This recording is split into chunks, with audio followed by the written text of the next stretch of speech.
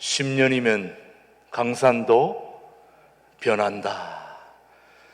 30년이면 몇 번 변할까요? 3번쯤 변화되겠죠.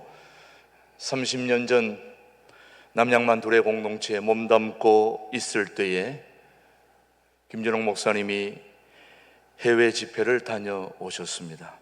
이민사회에 몸담고 있는 해외 동포들에게 말씀을 전하고 오신 후에 저보고 해외에 교인들이 모여 있는데 목회자가 필요하니 좀 다녀오라는 것이었습니다. 그것이 바로 제가 아시아의 미국인 괌에서 이민 목회가 시작된 계기가 된 것이죠. 조그마한 창고에서 14명으로 시작된 이민 목회가 3년쯤 지나니 한 100여 명으로 불어나게 된 것입니다. 그때쯤 이민 목회를 하시던 타 교단의 목회자들과 교제하던 중 뜻이 맞는 목회자들과 자주 만나게 되었습니다. 처음으로 제가 해외에 갔을 때 감리교회 목사님, 침례교회 목사님, 성결교회, 순복음교회 다 많이 있는데 이제 가깝게 지내던 목사님 2분이 계셨는데 감리교회 목사님을 만나고 보니 또 고등학교 8년 선배더라고요. 그래서 또 인연이 되었고, 또 침례교회 목사님은 알고 봤더니 우연치고는 너무나 결혼한 날짜가 저하고 같고 신혼여행지가 같고 장소가 같은 거예요. 그러니 결혼기념일도 같고 신혼여행지도 같고, 그러니 이게 보통 우연치고는 특이하지 않습니까? 그런 침례교 목사님과 감리교 목사님, 저 장로교회 세 교단이 함께 연합을 하게 되어 결국은 같이 한 장소로 통합을 하게 된 것입니다. 감리교회, 침례교회, 장로교회가 각각 다른 곳에서 목회를 하던 중에 한 장소로 예배 통합, 재정 통합, 행정 통합을 함께 하게 된 것이죠. 이것은 기독교 2000년 역사에 같은 교단끼리 통합하는 것도 힘든데 세 교단이 하나로 통합된 것은 극히 드물고, 또 제가 기독교 2000 역사에 문헌에 나와 있는지를 찾아봤더니 없더라고요. 새로운 역사를 만드는 것을 나중에야 알게 된 거죠. 그때 저는 꿈이 하나 있었습니다. 꿈이랄까 바람이랄까 소원이랄까, 어찌하다 보니 감리교회, 침례교회, 장로교회가 하나가 되었는데 함께 사역을 하다 보니 너무 좋은 거예요. 제가 공동체에 있다가 또 갔는데 또 이렇게 교회 공동체를 타 교단인 감리교회, 침례교회, 장로교회 서로 다른 교단이 분열되었는데 서로 또 하나로 되어지니 얼마나 좋습니까, 여러분? 너무 좋지 않습니까? 그래서 이렇게 하나된 연합의 모습을 보니 너무 좋아서, 야, 이렇게 하나 되기가 너무 쉽지 않으니 이런 모습을 내가 좀 KBS 아침마당에 좀 나가서 좀 얘기를 해야 되겠다. 그런데 불러주지를 않아가지고 나가질 못한 거죠. 왜냐? 민족 통일보다 더 중요한 이 종교 통합을 함께 이루었으니 이것을 통해서 앞으로 민족 통일에 대한 그런 생각들을 좀 나눌 수 있으면 좋겠다 해서 KBS 아침마당에 좀 불러줬으면 좋겠다 했는데 아직 안 불러줘가지고, 이거 기가 막힌 일인데 몰라서 안 불러준 줄 알고 기다리고 있는 겁니다. 그래서 민족 통일을 앞두고 이렇게 함께 쓰임받을 수 있으면 얼마나 좋을까, 그렇게 해왔는데 그 당시만 해도 이런 교단 통합이 쉽지 않으니까 이런 통합은 이루어질 수가 없다. 만약 저것이 저렇게 된다면 6개월을 못 넘길 것이다. 6개월을 넘긴다면 내 손에 장을 지지겠다. 그렇게 했는데 6개월을 넘어서서 13년 동안 세 교단이 함께 한 교회가 할 수 없는 일들을 함께 하나로 되어 지역사회를 해서, 교민사회를 해서 기가 막힌 일들을, 선교를 하게 된 거죠. 얼마나 아름다운 일입니까, 여러분? 이렇게 통합을 하는 것을 보고 참 이렇게 그런 세월들을 지나오면서 13년 동안 귀한 일들을 감당하다가 제가 이제 한국으로 오게 된 것입니다. 이제 한국으로 와서 이제 연합사역은 이제 앞으로 끝났구나. 이제 할 건 다 해봤으니까 이제 그렇게 생각하고 이 동두천 두레교회 와서 담임 목사로서 또 목회하던 중에 또 작년에 신광교회를 만나서 한 교회가 쭉 나가기도 힘든데 두 교회가 하나 된다는 게 이 쉬운 일이 아니거든요. 이게 결코 우연이 아니지 않습니까? 그래서 동두천 두레교회와 신광교회가 서로 합쳐서 신광두레교회로 지금 1년이 지나가고 있는데 이것이 결코 우연이라고 하기는 너무나 참 아름다운 과거가 있는 것입니다. 그래서 제가 한국에 나와가지고 연합사역은 이제 정쳤구나 생각을 했는데 또 이렇게 하나 되는 일에 제가 서 있는 것을 보고 이것은 하나님의 역사가 아닐까 그런 생각을 해보게 됩니다. 우연치고는 너무 여러분 어떻게 생각하십니까?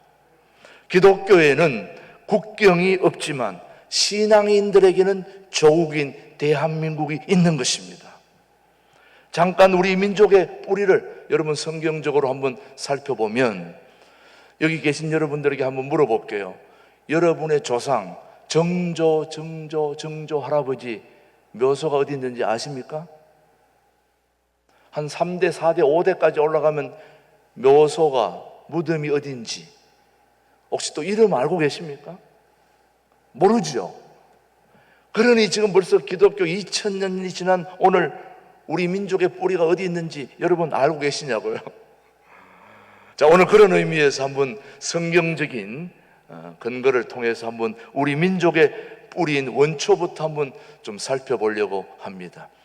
어느 날 제가 집에서 마늘을 좀 잘 챙겨 먹었더니 우리 집 사람이 저보고 하는 말이 이제 좀 사람이 되겠구만 그런 얘기를 하는데 여러분 마늘 많이 먹었다고 곰이 사람이 됩니까? 하나님이 이 세상을 창조하신 것입니다. 그리고 아담과 하와를 만드셨습니다. 그의 자손들이 하나님의 뜻을 거스려 죄를 지며 살고 있다가 하나님께서 그 죄를 한탄하시고 하나님이 온 세상을 홍수로 멸하셨는데 유일하게 살아남은 가정이 하나 있었는데 바로 누구의 가정입니까? 노아의 가정입니다. 이 세상에 노아의 가정만 살아남은 것입니다. 다 홍수로 멸절되었는데 그 중에 세 아들이 있습니다. 여러분 잘 알다시피 함과 야벳과 셈, 이 세 아들이 노아의 아들입니다. 그런데 함은 남쪽으로 내려가서 아프리카에 살고 있어 그들의 조상이 되었고 야벳은 북쪽으로 올라가서 지금 유럽과 미국을 이루었습니다.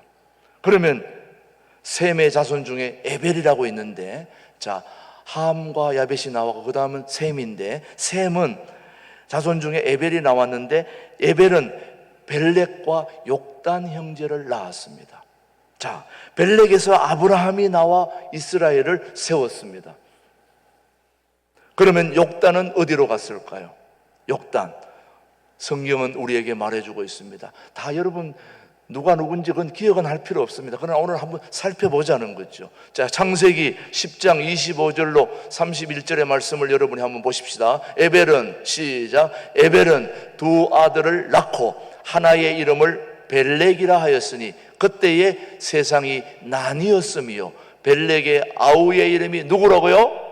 욕단이며 욕단은 알모닷과 셀렙과 하살마엣과 에라와 하도렴과 우살과 디글라와 오발과 아비마엘과 스바와 그 다음 오빌과 하윌라와 요밥을 낳았으니 지금 족보를 살피고 있는 겁니다. 이들은 다 누구의?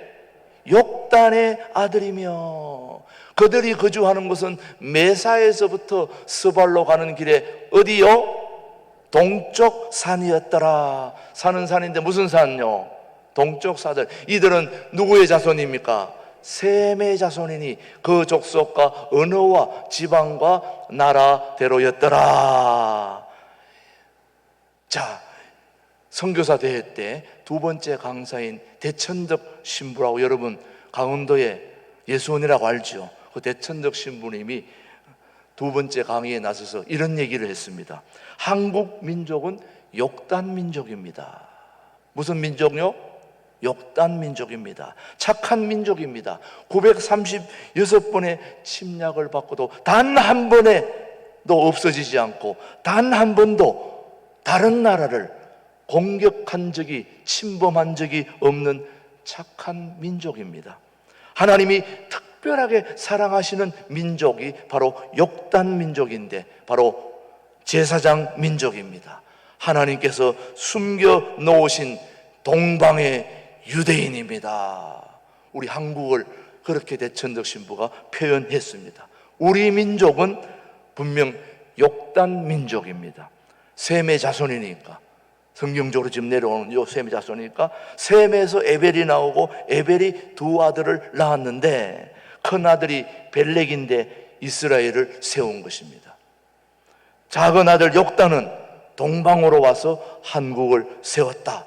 그래서 지금까지 한국은 숨겨진 민족으로 그렇게 지금 여겨져 왔습니다. 그래서 이스라엘과 한국은 같은 셈 조상의 뿌리인 것입니다. 여러분 이런 소리 잘 못 들어봤죠? 예, 잘 한번 들어보세요.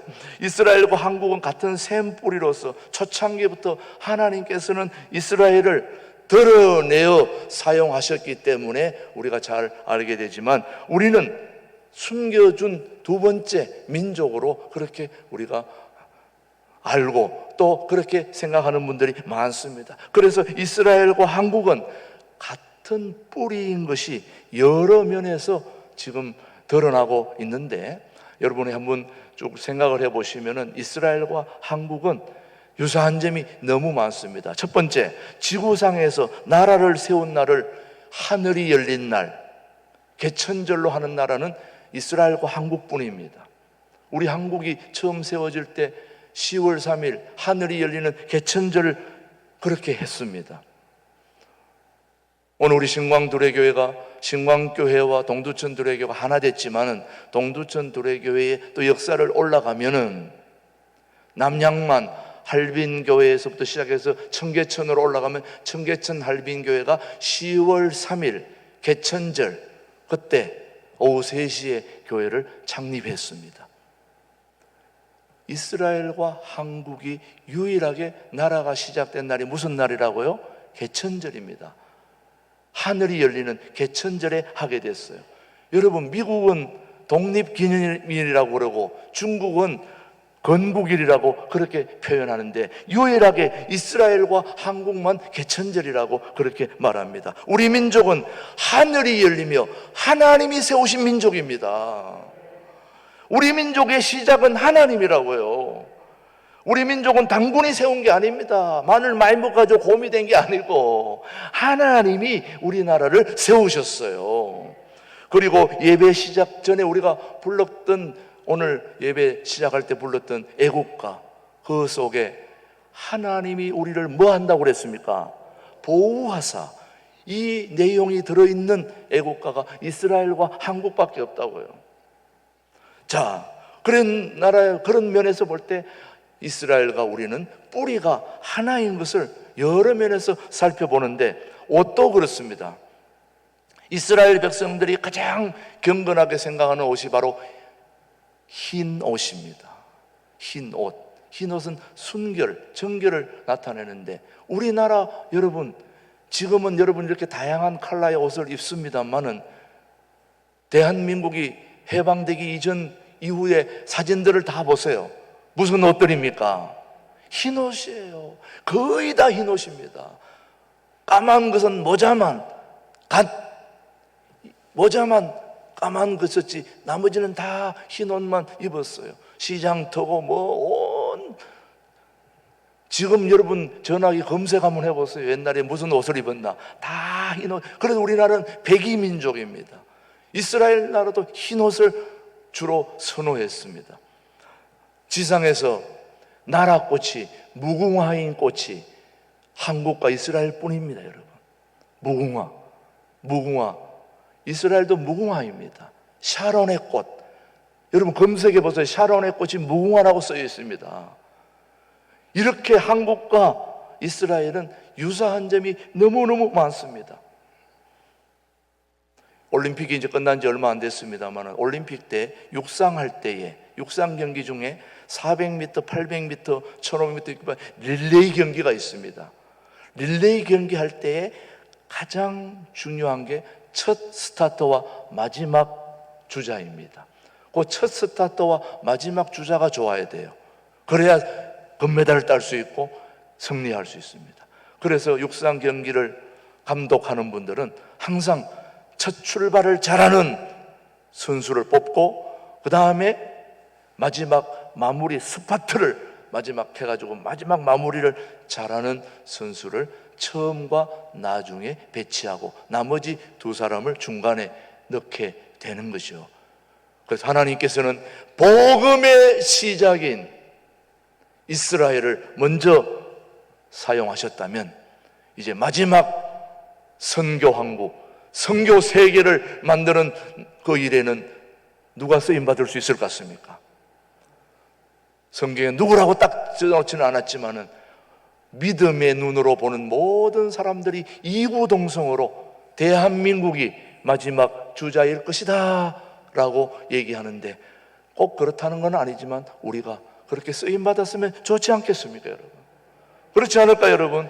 그래서 오늘 본문에서는 하나님의 말씀이 에스겔에게 임했다 그랬습니다. 에스겔에게 임했는데 하나님께서는 에스겔에게 막대기 2개를 가지고 하나는 이스라엘, 하나는 유다라고 쓰라 그렇게 얘기를 했습니다. 그래서 오늘 막대기를 2개를 준비했습니다. 2개를 준비해서 하나는 이스라엘 북쪽에 있습니다. 이스라엘은. 유다는 어디 쪽일까요? 남쪽입니다. 제가 오늘 여러분들에게 좀 더 각인한 감리교회 어떤 목사님이 이걸 하시는데 보니까 참 인상에 남아서 제가 한 거 더 나아가서 저는 여기다 썼습니다. 하나는 뭐라고 썼을까요? 이스라엘. 하나는 남유다. 이렇게 오늘 말씀해 보니까 막대기를 2개 가지고 하나는 이스라엘, 하나는 유다 써가지고 하나님 손에서 둘이 하나가 되라 이렇게 해주신다는 거, 하나가 되게 해주신다는 거예요. 그러면서 그 위에 에브라임의 막대기 요셉과 그 짝 이스라엘의 온 족속이라 쓰라고 말씀해서 그 막대기들을 서로 합하여 하나가 되게 하라 하셨는데 이것이 도대체 무슨 뜻인가? 사실은 에스겔도 이해할 수 없는 그런 상징적인 행위였는데 하나님께서는 남왕국 유다와 북왕국 이스라엘이 하나님의 손에서 분열된 나라가 하나로 통일되리라 그렇게 말씀을 하신 것입니다. 에스겔은 하나님의 말씀대로 순종을 했습니다. 하나님의 손에서 둘이 하나가 되는 것은 바로 이스라엘의 회복을 뜻하는 것입니다. 오늘 에스겔 37장 19절 말씀 한번 보십시오. 자, 너는 시작. 여호와께서 이같이 말씀하시기를 내가 에브라임의 손에 있는 바 요셉과 그 짝 이스라엘 지파들의 막대기를 가져다가 유다의 막대기에 붙여서 한 막대기가 되게 한즉 내 손에서 하나가 되리라 하셨다 하고 그 자세히 보시면은 이스라엘 지파들의 막대기를 가져다가 어디다 붙이라고 그랬습니까? 유다의 막대기에 붙여서. 자, 다시 한번 봅니다. 자, 여러분, 북이스라엘의 막대기, 유다의 막대기가 있는데 이스라엘의 막대기에다가 유다를 갖다 붙이는 겁니까? 아니면 유다의 막대기에다 요걸 갖다 붙이는 겁니까? 다시 한번 말씀을 띄워줘 보세요. 자, 37장 19절 말씀을 다시 한번 띄워줘 보시면은, 자, 자세히 보세요. 자, 중간 부분에 보십시오. 요셉과 그 짝 이스라엘의 지파들의 막대기를 가져다가 어디의 막대기에? 유다의 막대기에 어떤 걸요? 이스라엘의 막대기를 붙여서 그 손에서 하나가 되리라 그렇게 말씀을 하고 있습니다. 자, 이스라엘이 정통입니까? 유다가 정통입니까? 어떤 게 정통일까요? 둘 중에 하나만 찍으면 돼. 이것도 못 찍어요. 이스라엘이 정통입니까? 유다가 정통입니까? 예. 자, 한번 얘기를 들어보십시오. 아브라함이 이삭을 낳고 이삭이 야곱을 낳고 야곱이 몇 명을 낳았어요?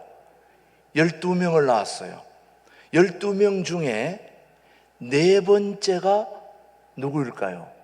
유다입니다. 자, 아브라함이 이삭을 낳고 이삭이 야곱을 낳아서 12형제를 낳았는데 그 중에 아버지 야곱이 유난히 자식들 중에 특별히 편애하는 아들이 하나 있었어요. 여자입니다. 요셉.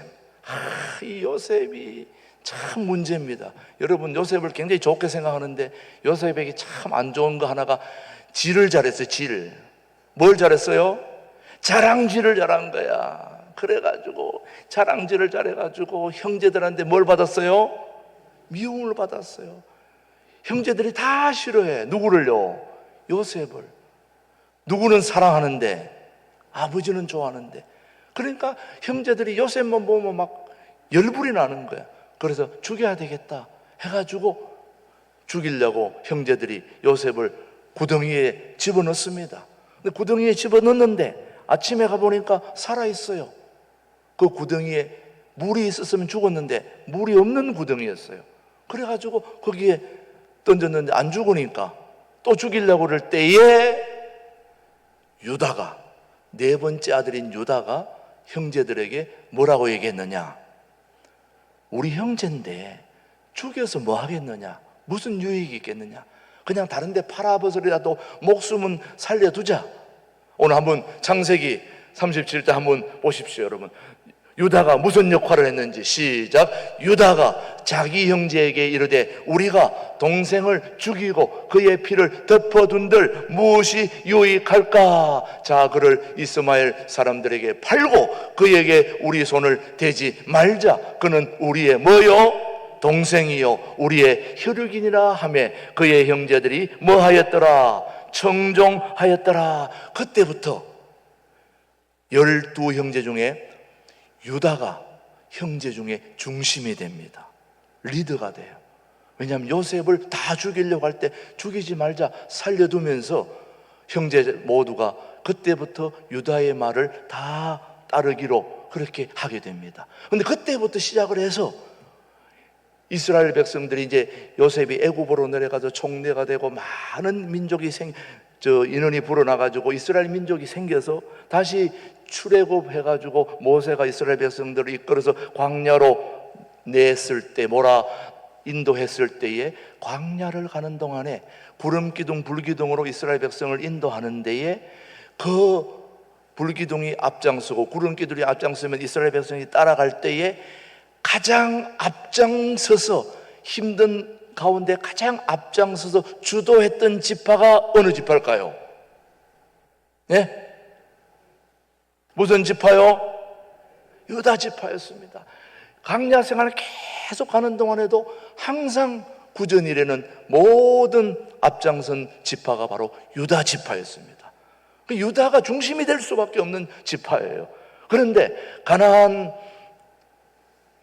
광야를 거쳐가지고 이제 가나안 땅에 입성했는데 가나안 땅에 들어가면 그냥 쑥 들어갈 줄 알았는데 가서 보니 그냥 들어가는 게 아니라 거기 벌써 7 부족이 살고 있는 거예요. 가나안 족속, 히위 족속, 기란 여아부 족속 7 족속이 그 살고 있는데 그냥 들어가는 게 아닙니다. 그래서 가나안 전쟁을 하게 됐죠. 전쟁을 해서 7 부족을 다 몰아내고 다윗이 통일왕국을 세울 때까지 100년 동안에 계속 전쟁이 일어날 때 그 전쟁 일어나는 그 앞장선 지파가 무슨 지파요? 유다죠. 유다죠. 여러분, 모든 중심이 누구였습니까? 이스라엘이었습니까? 유다였습니까? 예루살렘이 어디에 있습니까? 북쪽 이스라엘에 있습니까? 남유다에 있습니까? 남유다에 있습니다. 그런 걸 보면 모두가 다 유다가 중심이 되는 그런 상황이었습니다. 그럴 때에 하나님께서 지팡이를 두 개 가지고 이스라엘과 유다 둘 가지고 북쪽 이스라엘을 남쪽 남유다에 붙여가지고 하나가 되게 하라, 그렇게 얘기했습니다. 남유다를 북이스라엘에 붙이는 게 아니라 북이스라엘 갖다가 남유다에 갖다가 붙여가지고 이렇게 통일을 해주겠다, 이런 얘기예요. 물론 이스라엘과 우리나라가 같은 상황은 아닙니다. 이스라엘이 남북으로 갈라져서 하나님이 남유다와 북이스라엘을 하나로 통일시켜 주신 분이 누구십니까? 하나님이십니다. 그렇다면 여러분, 오늘 우리가 76주년 강복절을 맞이해서 남과 북이 지금 이렇게 갈라져 있다면 우리의 통일은 어떻게 이루어지는 게 좋겠습니까? 꼭 뭐 북이스라엘에다가 남북쪽 북한을 우리 남한에다 붙여라는 그런 얘기는 아닙니다. 그러나 우리는 이 남북 통일에 있어서 쓰임받는 민족이 돼야 되지 않겠냐 이거예요. 누가 중심이 돼야 될 것 같습니까, 여러분? 그건 우리 기도 제목입니다, 여러분. 그러나 적어도 북한이 중심이 돼서 하는 것보다는 우리 남한이 중심이 돼서 그들을 섬기고 나누고 베풀고, 그래서 그들을 우리가 잘 보다듬어서 우리가 함께 남북 통일을 이루어갈 수 있다면 얼마나 좋겠습니까, 여러분? 그게 바로 저는 기도 제목이 되어야 된다고 말씀하는 것입니다. 그래서 오늘 에스겔 37장에 두 개의 막대기가 한 막대기가 되게 한 적 내 손에서 하나가 되리라고 말씀을 하셨는데, 그 다음 말씀 보십시오. 22절 말씀해 보시면 그 땅 시작. 그 땅 이스라엘 모든 산에서 그들이 한 나라를 이루어서 한 임금이 모두 다스리게 하리니 그들이 다시는 두 민족이 되지 아니하며 두 나라로 나누이지 아니할지라. 하나님께서 남유다와 북이스라엘을 하나로 통일시켜 주신 그 하나님은 바로 오늘 우리의 하나님이십니다. 북으로 우리가 붙든 남이 북으로 붙든 하나님이 우리 대한민국과 북한을 하나로 통일시켜 주실 그 중심은 우리 하나님이 키를 쥐고 계신다, 저는 믿습니다. 여러분, 유명한 코미디언 밥 호프라고 있습니다. 대단한 그 코미디언이 있죠. 이분이 그 미국 그 상위군인들, 말하자면 전쟁터에 나가서 한쪽 팔 떨어지고 이쪽 팔도 떨어지고 다리도 잘리고 이런 상위군인들이 모인 그런 조직에 이 밥 호프라는 이 코미디언에게 좀 5분만 이분들에게 좀 위로해주는 공연을 해달라고 부탁했을 때에, 정말 그분이 바쁜 분인데 딱 5분만 해달라고 그랬는데 그 5분을 안 해주려고 그러다가 할 수 없이 상위군인들이라고 하니까 5분 동안 공연을 해주기로 허락을 했습니다. 그래서 상위군들이 쫙 앉아 있는데 그 밥 호프라는 말이 나가서 이 코미디언 하는데 막 사람들이 너무 좋아하는 거예요. 너무 행복하게 좋아하는데 이 밥 호프가 5분 동안 공연을 하기로 했는데 무려 40분 동안 공연을 했습니다. 왜 그랬는가? 그 이유를 아무도 알 수 없는데 이 밥 호프가 상위군인들한테 5분 할 공연을 40분 하고 나서 끝나고 돌아오자마자 무대 뒤에서 통곡을 하는 겁니다. 통곡을 하는데 감독이 아니 왜 우냐고 물었더니 너무너무 자기는 감동을 받았는데 울지 않을 수가 없다고. 그걸 왜 우냐 물었더니 저 앞에 있는 상위군인 2명을 보라고. 그래 가서 봤더니 그 두 사람이 손뼉을 치면서 좋아하는데 봤더니 이 사람은 왼쪽 팔이 잘린 사람이야. 이 사람은 오른쪽 볼이 잘린 사람이야. 서로 한 팔밖에 없으니까 둘이 양쪽에서 서로 한 팔, 하나 남은 팔로 서로 손뼉 치면서 그렇게 좋아하는 모습을 보고 자기는 지금까지 저렇게 불편한 몸을 가지고 좋아하는 모습을 보면서 내가 너무 잘못 살았구나 라는 것을 깨달았다는 것입니다. 여러분, 우리 남과 북이 가지고 있는 손을 하나씩 맞댄다면 얼마나 이 기가 막힌 일이 일어나겠습니까? 남과 북이 서로 손을 맞잡고 같이 한다면 세계 모든 나라에 쇼크를 줄 수 있는 기가 막힌 기적의 한국을 저는 이루어갈 줄로 믿습니다. 거기에 우리 대한민국이 쓰임받아야 되는 것입니다. 그래서 통일한국을 이루는 이 소중한 일에 우리 신광두레교회가 있다고 저는 믿기 때문에 오늘 저와 여러분들이 그 일을 감당하는 일에 쓰임받게 되기를 주님의 이름으로 축복합니다. 기도하겠습니다. 하나님 아버지 감사합니다. 오늘 북이스라엘과 남유다가 하나 되게 하는 하나님의 역사가 우리나라에도 이루어지는 역사가 있게 하여 주옵소서.